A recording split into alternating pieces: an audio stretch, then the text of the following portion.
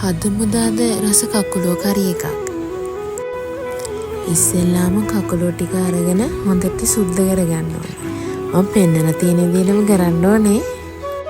කකුලෝ ටික සුද්ධ කරගත්තට පස්සේ සුදුලුණු කුරුඳු අමු මිරිස් සිඟුරු කරපිංචා ඒ ටික හොඳට තලාගෙන ඇතිලියක් ලිපේ තියලා ඒකට ගිතෙල් හරි ඇෂ ටිකක් හරි දාලා ඔය මං කරලා තියෙන විදිහටම කරන්න.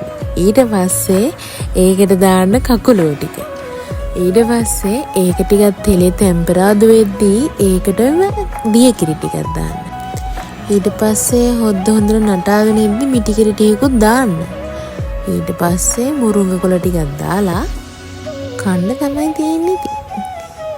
කාලා රස බලලා මටත් කියන්න.